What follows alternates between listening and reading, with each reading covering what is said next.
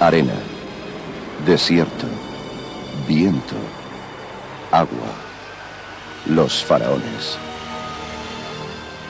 De la tumba de la civilización llegaron hombres y mujeres venerados como dioses en la tierra. Guiaron a su gente durante una época de gran creatividad, misticismo e intelecto, que constituyó una de las mayores culturas del mundo. Durante 3000 años gobernaron en el antiguo Egipto y construyeron grandes monumentos para ellos y sus dioses. Las pirámides de Gizeh, la Esfinge, los templos de Abidos, el Valle de los Reyes. Sus nombres reales, Ramsés, Cleopatra, Keops y Tutankamón, aún resuenan con poder legendario, riquezas, conquistas y escándalo. Hubo faraones cuyas vidas están ahora enterradas en el misterio. Sus nobles tumbas contenían tesoros jamás igualados. Sus palacios han resistido milenios, construidos por los mejores arquitectos, artistas y expertos jamás sabidos. Descubra por qué se creía que este faraón era un herético que llevó su país al caos. O por qué este otro se llamaba Napoleón del antiguo Egipto. Y cómo un niño se convirtió en la figura más poderosa con 6 años. Los faraones, con ojos esculpidos en piedra, miran hacia el futuro. Sus caras encierran expresiones que transmiten un poderoso legado a los que les miran. Sus cuerpos, envueltos en lino, han viajado a través del tiempo y sus espíritus se reflejan en innumerables esculturas, dibujos y jeroglíficos.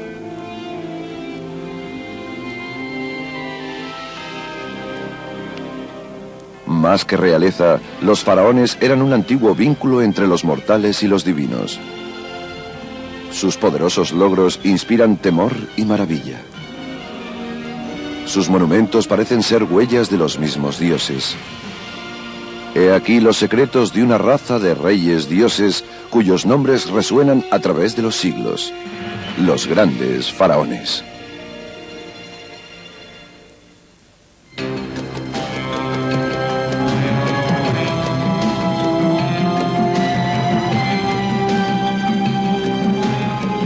Egipto, faraones, primera parte.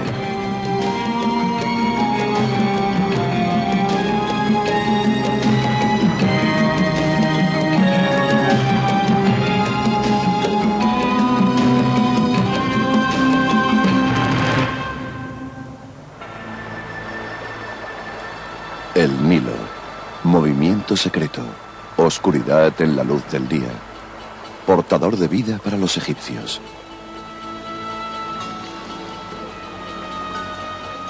Antes de que los faraones marcaran el inicio de su civilización con la construcción de grandes monumentos, el Nilo corría libremente por estas tierras.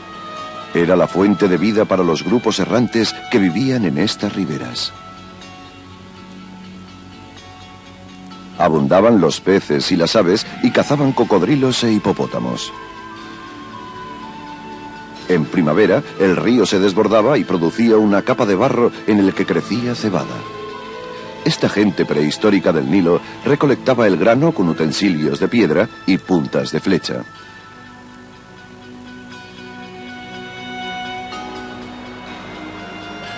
La vida dependía tanto del río que el historiador griego Heródoto dijo de Egipto que era el regalo del Nilo y el templo del mundo. Si se rasga una roca de las tierras o desiertos del Valle del Nilo, la marca queda para siempre.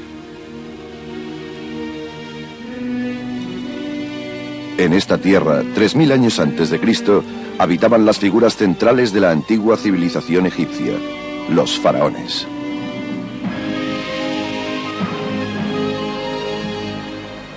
En un principio, la tierra del Nilo estaba dividida en 2 regiones. El valle del río, que se abría hacia el norte del continente, se llamaba el Alto Egipto. El delta, donde las ramificaciones del Nilo desembocaban en el Mediterráneo, era el Bajo Egipto. Juntas se convertirían en el Egipto de la historia. En este valle se construyeron monumentos, se hicieron inscripciones y se originó una misteriosa religión y filosofía. El Valle del Nilo, protegido por los desiertos que lo rodeaban, fue la tierra de los faraones. La palabra faraón significa gran casa, y los faraones debían establecer supremacía política y espiritual sobre todo ser en la tierra. El principal símbolo de este reinado era la corona. Una de las más importantes era la corona blanca, un tocado alto y fino con la parte superior circular. Su portador era el gobernador del Alto Egipto. La corona roja era para el gobernador del Bajo Egipto. La persona que llevaba las dos coronas juntas era el faraón de todo Egipto. El faraón llevaba además utensilios ceremoniales, el báculo y el mayal. Se dice que el báculo tenía la forma del bastón de un pastor y caracterizaba al faraón como el pastor de su pueblo. El mayal simbolizaba un arma y un utensilio para trillar. Cruzados en el pecho del faraón, indicaban su poder para guiar, proteger y mantener a su pueblo. Se creía que casi todos los aspectos de la antigua vida egipcia estaban controlados por dioses. A veces se representaba al dios como un animal, reflejo del temor con que los habitantes del Nilo respetaban a estas criaturas. Creían que el faraón gobernante era la encarnación del dios halcón, Horus, gobernador y señor del cielo. Ante todo, los antiguos egipcios creían en su vida terrestre y en que el orden universal era controlado por una fuerza llamada Ma'at.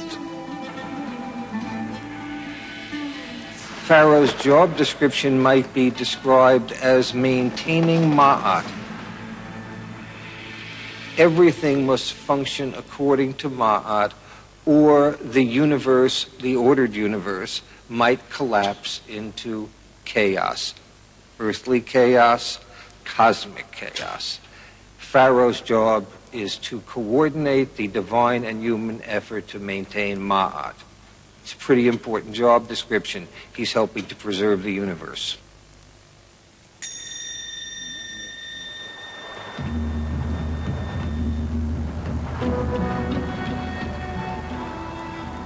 La civilización egipcia empezó cuando el Alto y el Bajo Egipto se unieron gracias a un rey guerrero en el año 3150 a.C. Se dice que conquistó a su enemigo en un fértil campo de papiro para convertirse en el primer faraón de Egipto. Las pruebas de este hecho se encuentran en el Alto Egipto, en Hierakonpolis, al oeste del Nilo. En las excavaciones se encontró una pieza de pizarra de color verde oscuro. La paleta de Narmer. Es el objeto histórico más antiguo de Egipto, esculpido 3000 años antes de Cristo. This is a replica of the Narmer palette, with about third scale, so the original would have been much larger than this. And the biggest figure on the Narmer palette is the king himself, who we see kilted with a characteristic bull's tail, which the pharaohs wear, and wearing the headjet, or white crown, which is typically associated with Upper Egypt. In his hand he holds a mace, and he's using that to smite this foreign enemy. The classical interpretation of the Narmer palette has been that this pharaoh, Narmer, was the king who unified the country, and this document has really played a major role in that interpretation. Los jeroglíficos del faraón representan un siluro encima de un cincel y forman la palabra Narmer, un nombre que se traduce literalmente como siluro enfadado. This may sound to us rather amusing. However, the Nile has several species of electrically charged catfish that are capable of inflicting a very painful electrical jolt. So that I think the name really has some resonance. Según la leyenda, Narmer quemó el pueblo enemigo y mató a todos los soldados. La parte posterior de la paleta de Narmer representa esta escena después de la batalla. In front of the king and the followers of Horus is the remains of a battlefield with rows of beheaded individuals with their heads between their legs. Narmer empezó una batalla que marcó el alza de la primera dinastía de faraones, unos 5000 años atrás. Le siguieron 29 dinastías más. Los cambios eran debidos a la falta de un heredero o a las violentas revueltas que afectaban el futuro de las dinastías, un periodo que abarcó 3 milenios.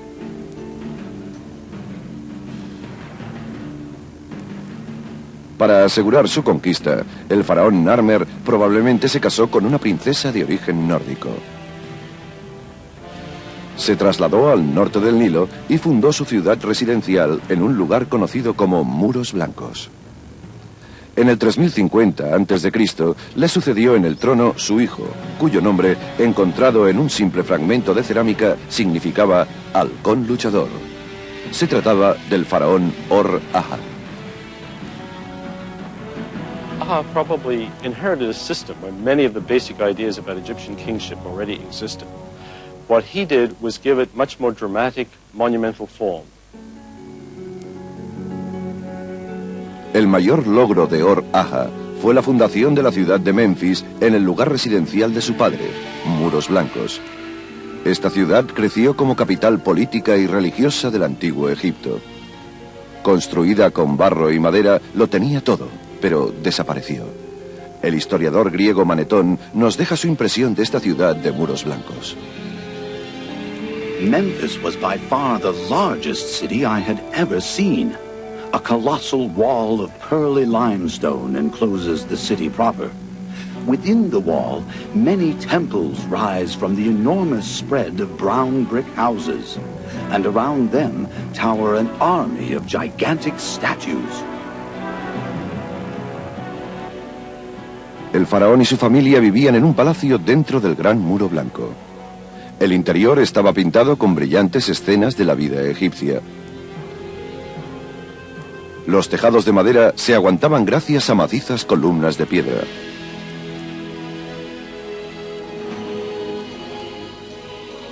Por la mañana, el faraón se daba un baño ritual al que asistían miembros de la corte y asistentes. Debía aparecer ante esa gente vestido como un dios, y la higiene y su aspecto consumían gran parte del tiempo de Or-Aha. En esta época, en Memphis, el hipopótamo era símbolo reinante de la cultura egipcia. Su caza se consideraba un gran deporte entre los nobles y faraones, como Or-Aha, que los conseguía en los pantanos del confín del Nilo. En una de esas cazas, Egipto vio como su faraón, Or-Aha, moría a los 62 años. Según la leyenda que contaba un viejo sacerdote, Or-Aha se separó de su pueblo entre los colmillos de un hipopótamo. Pero, ¿murió el faraón Or-Aha realmente de ese modo? The hippopotamus also has a religious implication, because the male hippopotamus was the embodiment of the god of evil, called Seth, or Set, S-E-T-H. And one wonders, with this story preserved by a priest, whether it's a reflection somehow of the king being carried away by the embodiment of evil. Tal vez el faraón de 62 años murió por vejez y los ancianos atribuyeron su muerte a su dios Seth, portador de feroces tormentas en el desierto, a quien los egipcios querían calmar. Quizás nunca sabremos cómo murió el faraón Or-Aha, pero podemos visitar su tumba buscando pistas en un antiguo cementerio perdido en el desierto.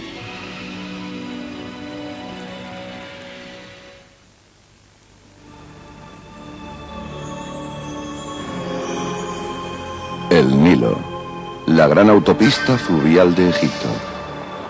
En la época de los primeros faraones, Or-Aha había muerto, Hacia el 3010 a.C., barcos construidos con cañas, con elevados arcos y velas de lino, flotaban en estas aguas. Impulsados por los vientos del Mediterráneo, estos barcos se utilizaban probablemente para llevar el cuerpo del faraón muerto 480 kilómetros hacia el sur desde Memphis a un lugar sagrado llamado Ábidos.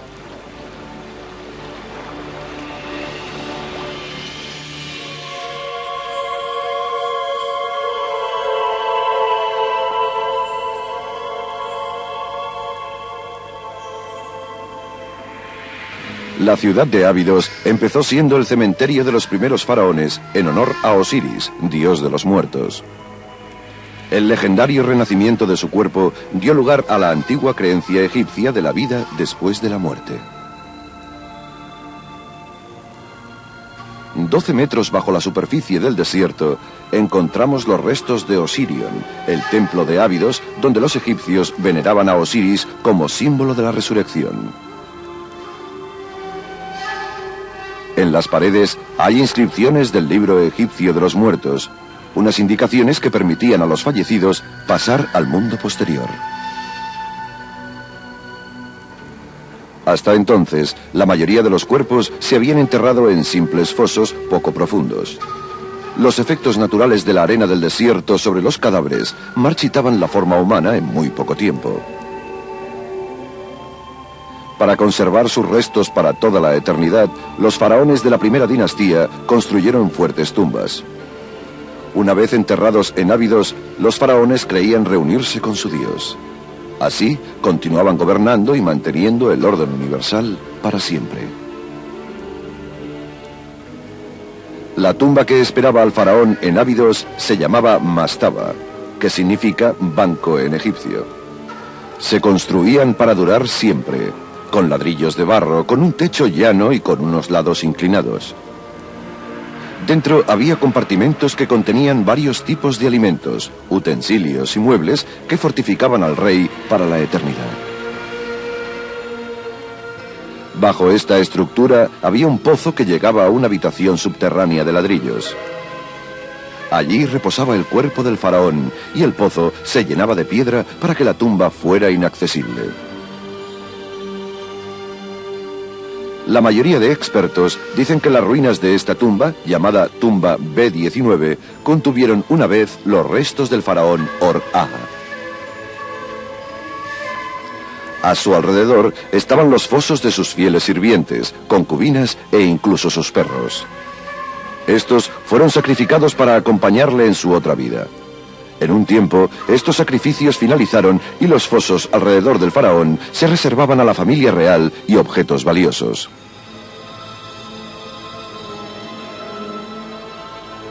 Otra tumba cercana era la llamada Berner Ib, que en egipcio significa dulce corazón.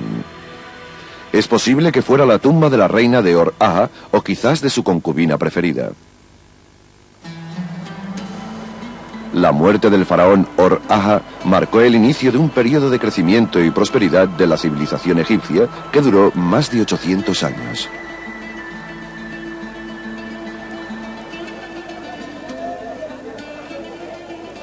Memphis era el centro de la cultura y el comercio.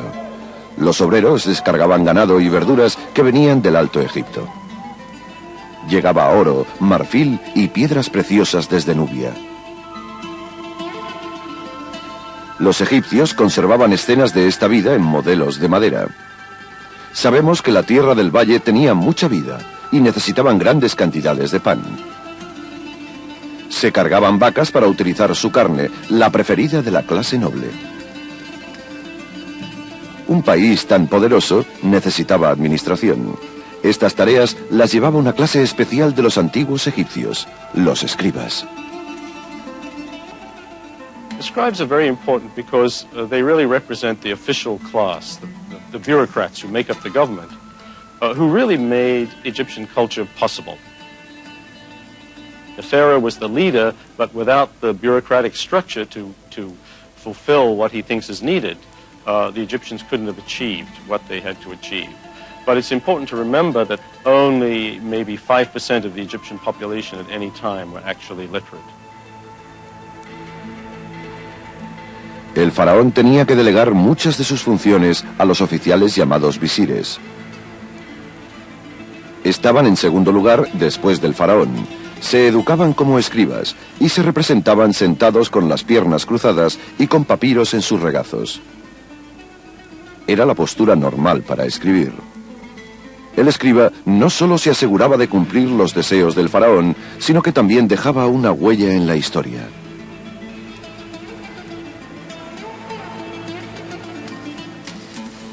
Hacia el final de la segunda dinastía, en el 2700 a.C., el muro de listas en Abidos nos cuenta que 22 faraones habían reinado en Egipto desde que Or-Aha fundó Memphis, pero se sabe poco de ellos, excepto su nombre y lo que significaban.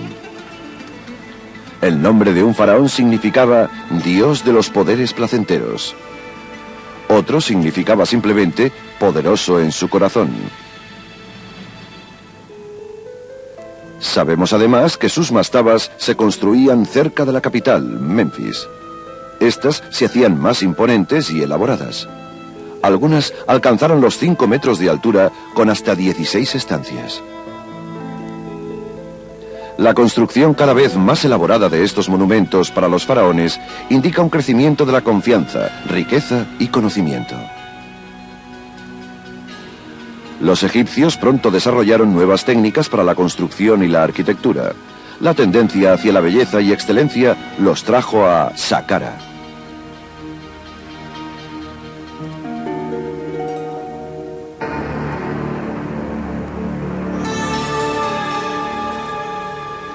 Emplazado en el sur de la moderna ciudad de El Cairo, este edificio de piedra es el complejo funerario del rey Zoser, el primer faraón de la tercera dinastía.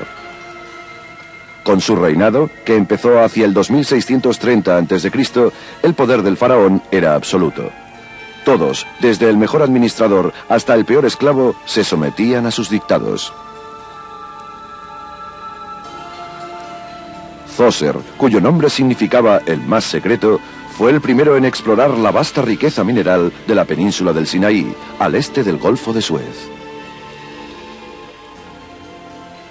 Descubrió ricos depósitos de cobre y turquesa que aumentaron su riqueza.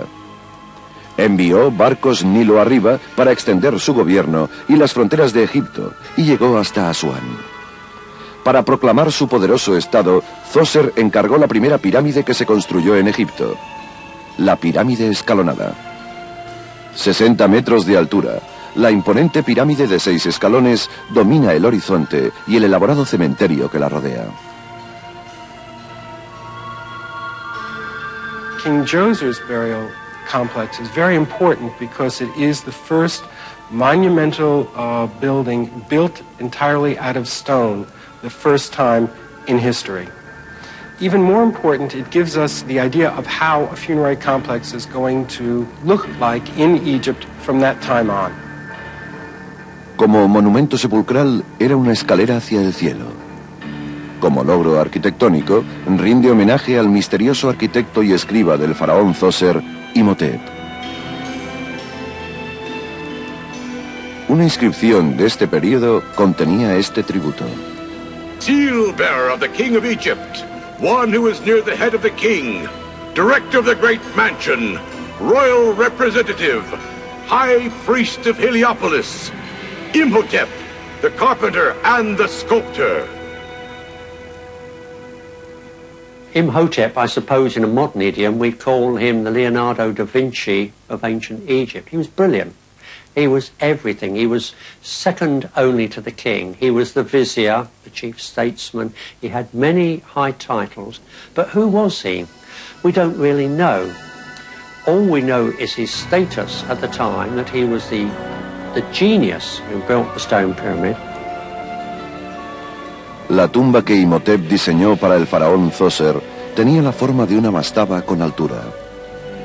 De hecho, Imhotep construyó 6 mastabas de medidas más pequeñas, una encima de la otra, uniendo miles de bloques de piedra caliza blanca.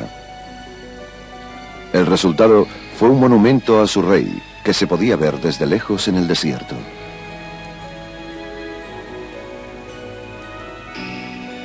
La construcción de esta primera pirámide coincidió con la elección de Zoser, dios del sol Ra, como dios dominante en el país. Para honorar a Ra, los templos adjuntos a la pirámide se construyeron con entradas hacia el este, encaradas al amanecer.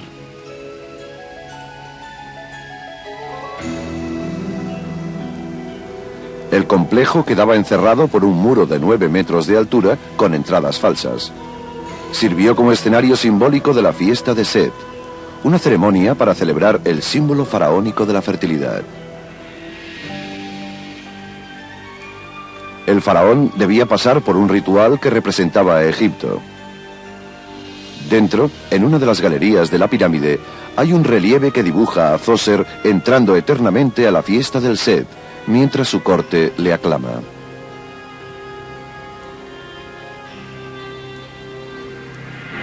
Lord of destiny, creating the plenteous harvest, pillar of the sky, support of the earth, leader who directs the 2 banks of the Nile. There is plenteous harvest wherever his sandals may be.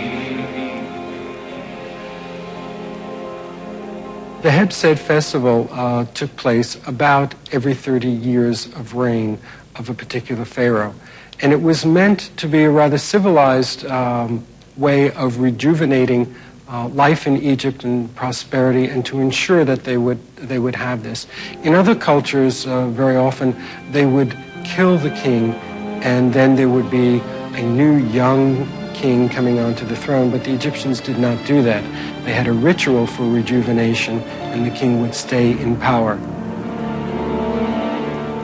Zoser reinó solo durante 19 años, y nunca sabremos si su corte para el Set se usó para su fiesta de rejuvenecimiento.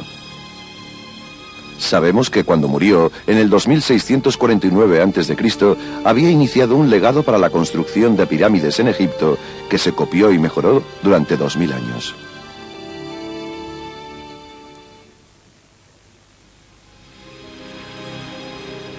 Los autores antiguos, gracias a quienes la historia de Egipto sobrevive, nos dicen que la tercera dinastía bajo el faraón Zoser finalizó en el 2613 a.C.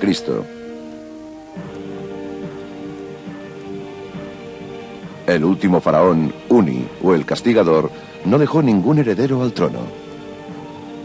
Le sucedió un faraón que simbolizó el inicio de una nueva dinastía para el antiguo Egipto, el sobrino del faraón.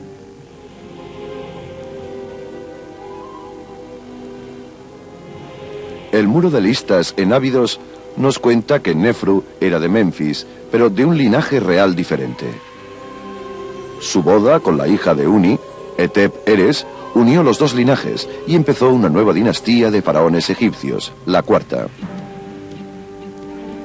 Esta dinastía duró más de 400 años y tuvo 17 faraones distintos.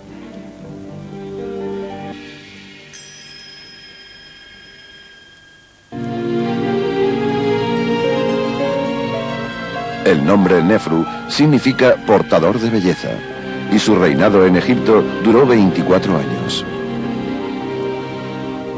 El predecesor de Nefru, Zoser, extendió la frontera egipcia hasta Asuán. Nefru quiso llegar más lejos enviando una campaña hacia Nubia para fundar la ciudad de Buen. Esta se utilizaba como base para expediciones mineras, comercio y conquistas. Se dijo que volvió con 7.000 esclavos nubios para utilizar como obreros y con 200.000 cabezas de ganado.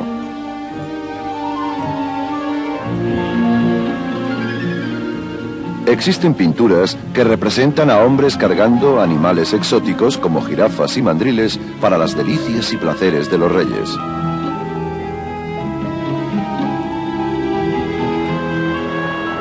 Hay pruebas de que Nefru, al igual que su predecesor, consiguió la riqueza mineral del Golfo de Suez.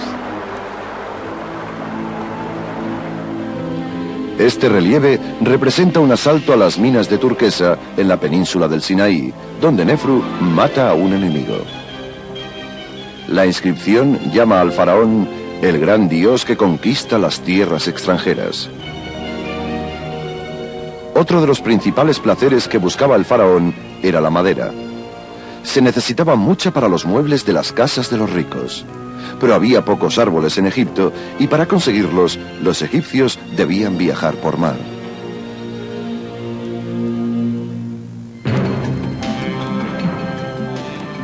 Con una gran habilidad para navegar por el Nilo, los egipcios iban a convertirse en los primeros marineros de la era antigua. Y bajo las órdenes de Nefru se embarcaron en los mares en búsqueda de madera de cedro. El faraón ordenó la construcción de 60 barcos mercantes. Flotas de grandes barcos se dirigieron a Biblos, en el Líbano. Un escriba de Nefru dejó constancia de la llegada de los 40 barcos llenos de madera de cedro.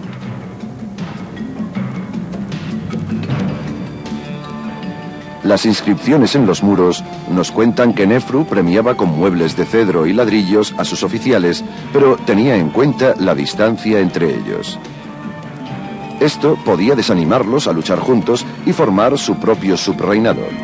Aún así, el rey tenía tiempo para celebraciones.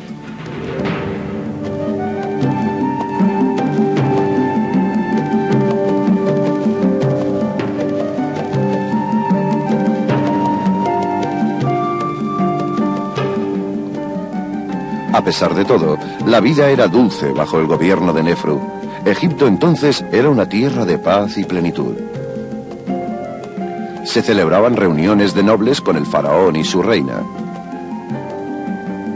Los miembros de la corte festejaban con cerdos y grandes patos. La gente del antiguo Memphis amaba la belleza y la moda. Llevaban plumas y túnicas de lino blanco cuando iban más vestidos. Los antiguos egipcios prestaban mucha atención a las fragancias. El olor corporal era signo de servitud. Llevaban conos de lardo perfumado en las cabezas de las mejores mujeres. Durante las tardes largas y calurosas, los conos se derretían y se deslizaban por sus cuerpos.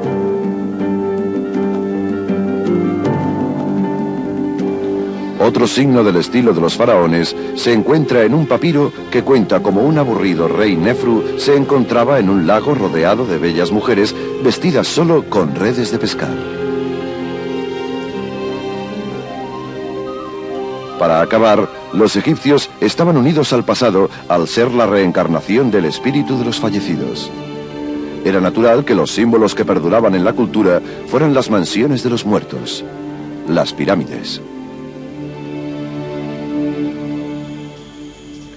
El faraón Nefru trasladó el cementerio real.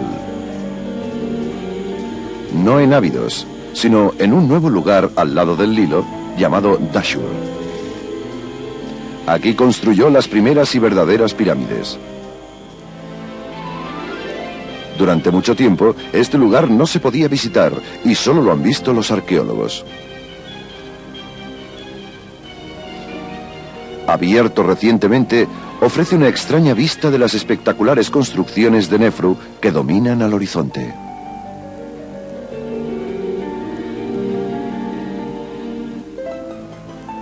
Con una altura de 102 metros, esta es la pirámide torcida, la primera que Nefru hizo construir para sí mismo. Nefru la llamó la reluciente pirámide del sur. Su forma hizo que algunos expertos pensaran que debido a la repentina muerte del faraón, tuvieron que terminar la pirámide con prisa. Su curiosa forma nos dice mucho de los constructores de pirámides de Nefru. The bent pyramid is probably one of the first major lemons that we can find in history. When they originally started building the pyramid, the Egyptian architects didn't realize that the ground on which the pyramid was built could not carry all that weight. So as a result, when they got halfway up, the interior of the pyramid started cracking. There were all kinds of structural problems. So one of the ways they tried to fix it was to change the angle of the pyramid to a less steep slope so that there would be less mass of rock on it. Dentro, Nefru tenía este relieve de caliza en el muro de una estancia. Le representa a él vestido para su fiesta del Set. y lleva la doble corona que lo consagra como gobernador del Alto y Bajo Egipto.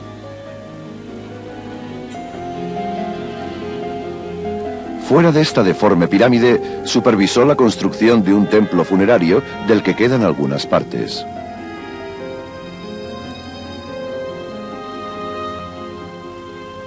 I think the pharaohs kept very close tabs on their monuments, especially their funerary monuments, their pyramids and mortuary temples.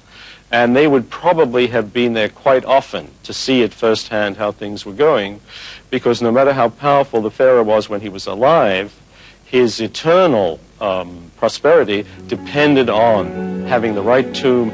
And so in a way, for them personally, this was one of the most important events of their reign. And it was very unfortunate if you were a chief architect and something really went wrong, which occasionally did. Este fue el final de la pirámide torcida. Sus estancias quedaron vacías para siempre, pero no castigaron a sus arquitectos. Un par de kilómetros al norte construyeron una obra maestra, la más impresionante de Dashur, la Pirámide Roja.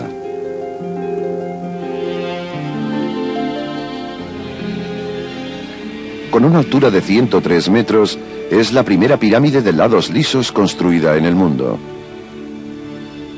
Su nombre viene de la roca con que se construyó. Rica en óxido de hierro, la roca coge un color rojizo con la luz del sol.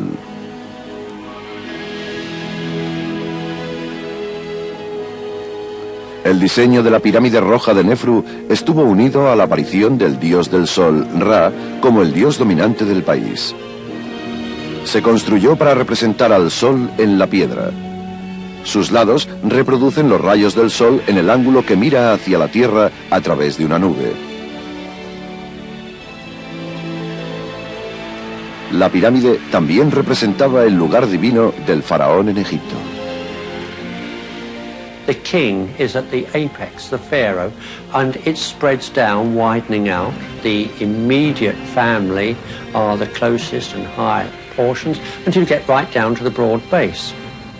It tells us how unified the kingdom was, how the king, the pharaoh, could call upon forces to build, and people were pleased to work on this because it was a monument to the king when he became a god after he died, and in so doing it ensured their own well-being on earth.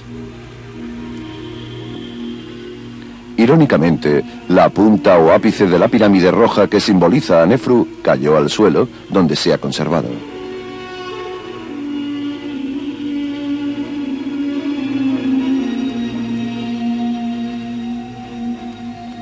En una mastaba al sur de la pirámide estaba enterrado su primer sacerdote, Re-Hotep, y su mujer, Nofret. Estaban representados en estatuas de piedra caliza pintadas. Los egipcios creían que una escultura tan real ayudaría al espíritu a reconocer la tumba como su casa en la otra vida. Sus características son excepcionales para ver el aspecto de un antiguo egipcio. Los primeros exploradores se quedaron hipnotizados con los ojos de cristal, dejaron sus herramientas y huyeron. Estas caras han estado encerradas en una caja durante 3000 años. Las solemnes expresiones muestran su confianza en la inmortalidad porque estaban relacionados con el faraón. Se supone que Nofret era una princesa. Además del título de primer sacerdote, en la estatua de Re-Hotep se inscribe «Hijo del cuerpo de su rey». Esto ha hecho que los expertos pensaran que la figura podía ser el hijo de Nefru.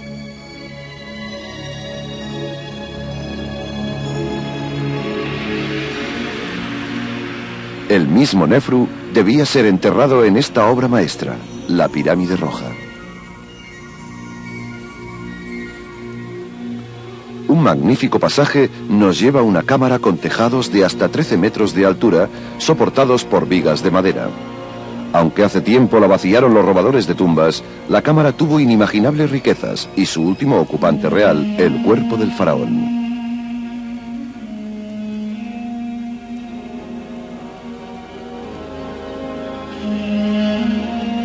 El faraón muerto observaba a través del agujero para ver cómo el día se volvía noche. Dentro de una tumba de piedra, un cuerpo se hubiera descompuesto rápidamente. Los antiguos egipcios se dieron cuenta de que realmente destrozaban lo que esperaban proteger. Con su muerte, Nefru se convirtió en otra cosa.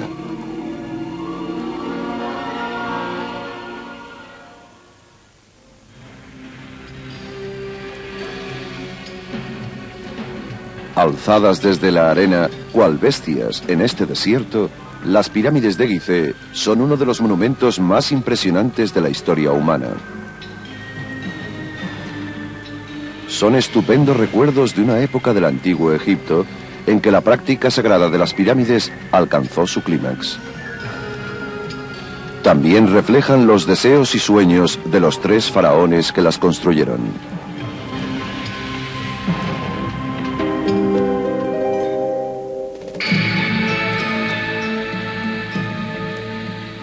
Durante la cuarta dinastía del antiguo Egipto, los faraones emprendieron los proyectos más ambiciosos hasta entonces. El primero en construir aquí fue el faraón Keops. Sucedió a su padre Nefru en el 2551 a.C. Nefru había construido la pirámide torcida y la roja en Dashur. Keops construyó con los logros de su padre la mayor pirámide en la meseta de Gizeh. Khufu, the builder of the Great Pyramid, inherited an already very stable, centralized, and powerful kingdom. And although we're very impressed by the Great Pyramid, it's important to remember that his father had already had 2 pyramids built, also massive monuments in stone, which if you took them together would easily outweigh the scale of the Great Pyramid. So we're very impressed by what Khufu achieved, but in many ways he was just continuing a tradition that was already established before him. Alcanza los 144 metros de altura. La pirámide de Keops es más alta que la Estatua de la Libertad, la Catedral de San Peter o un Apolo en la pista de lanzamiento. Fue la estructura más alta de la Tierra hasta que se construyó la Torre Eiffel en el 1889. Se construyó para que se viera desde cualquier parte. The site that he chose was very important because it's on a rise. It's a plateau and it's on a rise. And so his monument could be seen throughout the whole northern part of the country. So wherever you were around the capital, you could see the monument that was being built. La Gran Pirámide se construyó con piedras individuales que pesan unas 2,5 toneladas. La gigantesca estructura contiene más de 2.300.000 piedras colocadas en un orden tan perfecto que era imposible no pensar que era un proyecto de los dioses.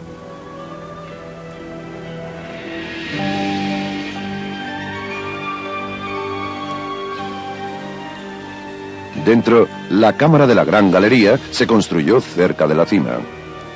Es una habitación de granito rojo, el lugar de reposo final para el faraón. Al final de la cámara está el sarcófago de granito rojo del faraón Keops, para quien se construyó la Gran Pirámide. El término sarcófago viene de las palabras griegas sarx, que significa carne, y pagein, para comer. Unidas, sarcófago, esta horrible palabra describe estos antiguos ataúdes de piedra como cajas de carne para comer.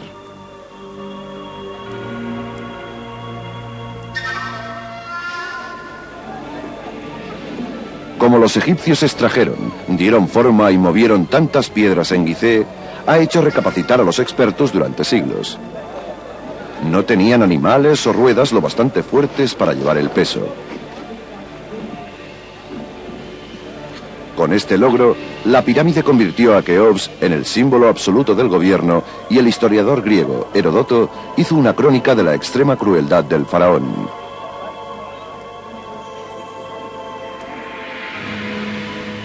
Khufu drove them into the extremity of misery. For first, he shut up all the temples to debar them from sacrificing in them. And thereafter, he ordered all Egyptians to work for himself. To some was assigned the dragging of great stones from the stone quarries in the Arabian mountains as far as the Nile. The people worked in gangs of 100,000 for each a period of 3 months. The pyramid itself took 20 years in the building. But to such a pitch of wickedness did Khufu come, that when in need of money, he sent his own daughter to take her place in a brothel. Los historiadores modernos dudan de que Keops fuera realmente un rey del infierno. The notion that Khufu was a harsh ruler seems to have originated in a text that dates to a much, much later period, in which he is seen as sort of a bored or even an indifferent ruler, not to say necessarily harsh. That idea was picked up by the later Greek historians, and we are told that he was truly a tyrant. But really there is no contemporary evidence. Hay poca historia escrita que describa al constructor de la Gran Pirámide. Aparte de un busto de granito que quizás lo represente, solo ha sobrevivido de él una estatuilla esculpida en marfil.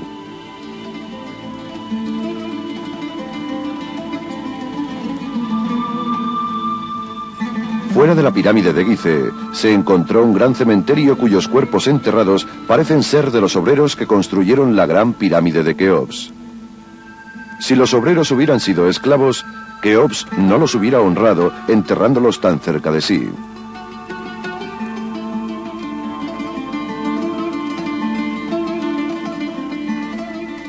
Sabemos que no solo las pirámides eran los signos de la clase alta. Durante la Cuarta Dinastía, la práctica del embalsamamiento se convertiría en un arte secreto y místico al transformar el cadáver en una momia.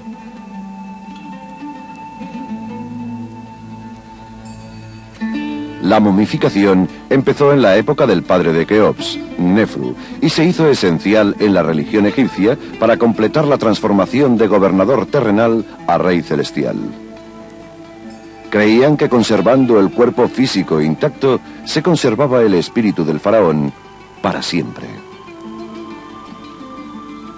Era un elaborado ritual de embalsamamiento para salvar al cadáver de la descomposición y restaurar sus facultades para vivir en una tumba bien equipada. La conservación de los cuerpos con la momificación nos permite ver las caras de los faraones, cuyos cuerpos se conservaron durante 4000 años. También nos permite ver de primera mano a los mortales considerados reyes dioses.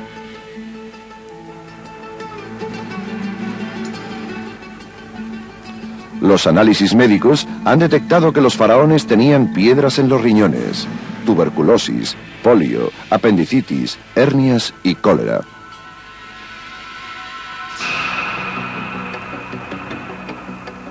Fuera de la pirámide de Keops se encontraron unos hoyos con misteriosas piezas de madera de cedro proveniente del Líbano.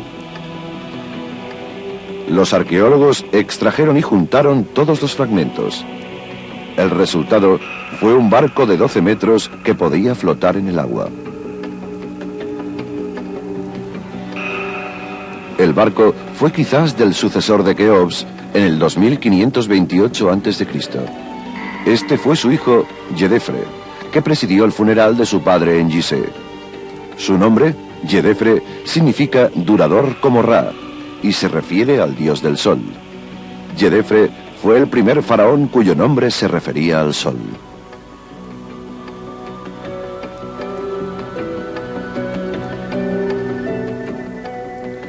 El faraón Yedefre gobernó durante 10 años y fue sucedido por su hermano Kefren en el 2520 a.C. Kefren, cuyo nombre significa aparece como Ra, dios del sol, empezó la construcción de la segunda pirámide en Gizeh. Esta pirámide era para él y la construyó en la sombra de la Gran Pirámide. Hay pruebas que revelan que su trabajo continuó a lo largo de su reinado de 30 años.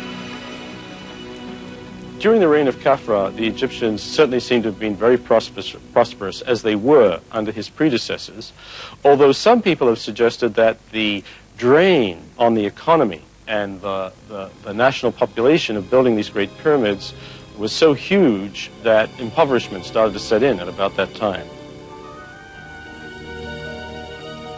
Además, se sabe que la ascensión al poder de Kefren marcó un giro en la Cuarta Dinastía, una sucesión de reyes que había empezado 600 años antes.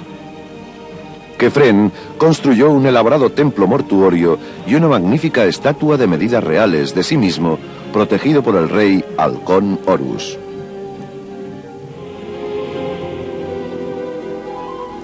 Pero tal vez el símbolo más representativo del reinado de Kefren se eleva en la base este de la meseta de Gizeh, en la sombra de la pirámide, la Gran Esfinge. Los egipcios veneran estas bestias míticas como guardianes de lugares sagrados. Los obreros de Kefren esculpieron la piedra en forma de león con la cara de su rey, unos 4.500 años atrás. Es el retrato real más antiguo de semejante tamaño. Las orejas tienen una altura de más de 3,5 metros y los ojos de 1 metro. El cuerpo mide 72 metros, más de 3/4 de la longitud de un campo de fútbol.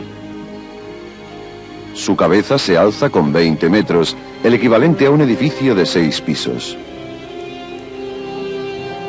El nombre Esfinge significa estrangulador, y se lo dieron los griegos cuando se encontraron con esta fabulosa criatura de piedra.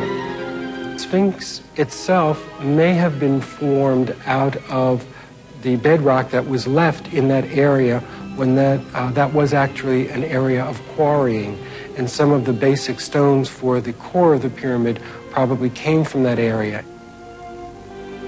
Los expertos nos cuentan que la Gran Esfinge estaba probablemente esculpida con la piedra que sobró de la pirámide de Kefren. Pero su último propósito queda desconocido. Acurrucada frente al complejo de su pirámide, sola en el silencio del desierto, la mirada de la Esfinge nos reta, pero no nos ofrece respuestas claras. Su cara, cicatrizada por el tiempo y desgastada por el clima, mira por encima de un llano hacia la puesta del sol. La historia un día reveló que el sol abandonaba a la dinastía de los faraones que construyeron las pirámides y la Gran Esfinge de Gizeh.